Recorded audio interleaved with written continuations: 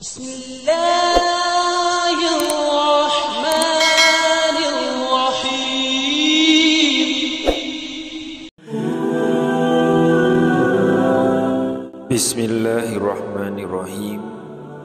Assalamualaikum warahmatullahi wabarakatuh. Syukur alhamdulillah kita masih dipertemukan kembali di channel ini. Salawat dan salam selalu dan tetap tercurahkan kepada junjungan kita Nabi besar Muhammad sallallahu alaihi wasallam. Allahumma sholli ala sayyidina Muhammad wa ala ali sayyidina Muhammad. Harapan dan doa saya semoga sahabatku semuanya selalu diberikan kesehatan, dilapangkan rezekinya, diampuni dosa-dosanya, dipanjangkan umurnya, dan semoga kita tidak mati kecuali mati dengan beriman dalam Islam. Dan sempatkanlah menuliskan sholawat di kolom komentar. Insya Allah akan menjadi bukti cinta kita kepada Rasulullah Muhammad sallallahu alaihi wasallam. Semoga kita semua mendapatkan syafaat beliau di akhirat kelak. Amin ya rabbal alamin. Sahabat beriman yang dimuliakan Allah, berikut ini kami akan sampaikan sebuah kisah yang baik untuk kita jadikan sebuah pelajaran penting yang mengingatkan kita tentang bahaya menggunakan agama untuk meraih kepentingan dunia, baik itu harta maupun popularitas. Kisah ini terjadi di masa Nabi Musa alaihissalam, di mana seseorang yang awalnya belajar dengan ikhlas kepada Nabi Musa alaihissalam, yang akhirnya terjerumus dalam godaan duniawi yang membuatnya dihukum oleh Allah Subhanahu wa Ta'ala. Kisah ini sebagaimana diceritakan oleh Ibnu Al-Jauzi dalam kitabnya Uyun Al-Hikayat min Qasas As-Solihin wa Nawadir Az-Zahidin. Al-Kisah pada masa kehidupan Nabi Musa alaihissalam, terdapat seseorang yang menjadi pelayan sekaligus murid Nabi Musa alaihissalam dan belajar kepada beliau alaihissalam. Saat belajar kepada Nabi Musa alaihissalam, dirinya menjadi murid Nabi Musa yang paling cerdas. Dirinya selalu belajar dengan penuh semangat segala ilmu yang diajarkan oleh sang Nabi. Dengan sabar, Nabi Musa alaihissalam membimbingnya dalam setiap langkah, mengajarkan kebenaran yang mendalam dan juga rahasia langit. Namun suatu hari, sang murid meminta izin untuk pulang ke kampung halamannya selama beberapa waktu. Dirinya bilang bahwa akan kembali lagi pada suatu hari nanti. Wahai Nabi, izinkan aku pulang sebentar. Aku ingin mengunjungi keluarga dan kampung halamanku. Aku janji akan kembali padamu, katanya dengan penuh harap. Nabi Musa alaihissalam menatapnya sejenak, ragu, tapi melihat ketulusan di wajah muridnya, dia pun menganggukkan kepala.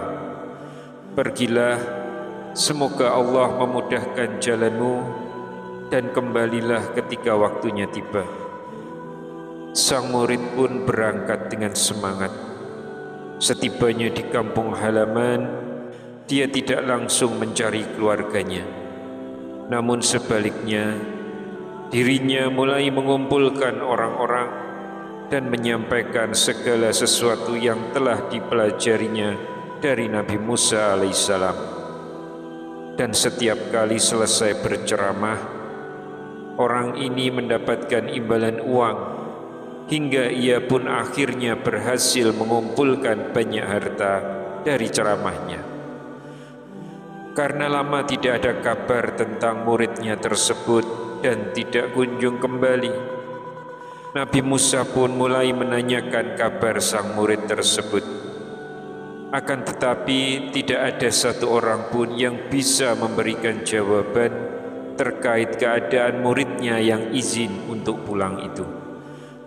Hari-hari berlalu, namun sang murid tidak kunjung kembali. Nabi Musa alaihissalam mulai merasa cemas. Apa yang terjadi dengan muridku? Mengapa dia belum juga kembali? Pikirnya, hatinya dipenuhi tanya. Lalu ia mulai bertanya-tanya kepada orang-orang yang datang dan pergi, namun tidak seorang pun tahu keberadaannya. Hingga pada suatu hari, Nabi Musa alaihissalam sedang duduk-duduk di sebuah tempat. Tiba-tiba ada orang yang lewat di depannya sambil menggandeng seekor kelinci dengan seutas tali yang terikat di leher kelinci tersebut. Nabi Musa yang melihat orang tersebut lalu bertanya, "Wahai hamba Allah, dari manakah engkau?" Orang itu menjawab, "Aku datang dari kampung ini, wahai Nabi, dari kampung si Fulan," jawab orang tersebut. Mendengar jawaban sang laki-laki, Nabi Musa kembali bertanya, "Jadi engkau kenal dengan si Fulan itu?" tanya Nabi Musa. Si Fulan yang dimaksud adalah murid Nabi Musa alaihissalam tadi. Laki-laki tersebut kembali menjawab, "Betul ya Nabi, dan kelinci yang saya gandeng ini adalah si Fulan itu."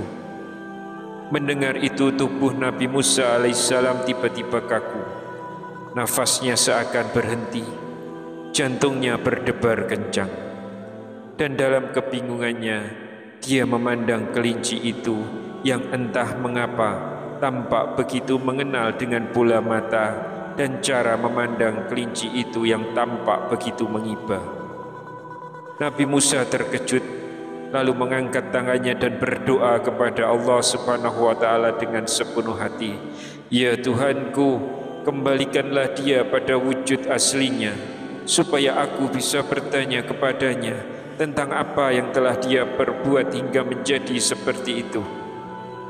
Karena kejadian tersebut, Allah Subhanahu wa Ta'ala lalu berkata kepada Nabi Musa alaihissalam, "Seandainya semua nabi mulai dari Adam sampai Muhammad juga meminta kepadaku hal yang sama seperti yang engkau minta, supaya aku kembali mengubah orang itu ke wujud aslinya seperti semula, tentu aku tidak akan melakukannya. Aku melakukan hal itu kepadanya karena dia menggunakan agama untuk mencari dunia." Na'udzubillahi min dzalik.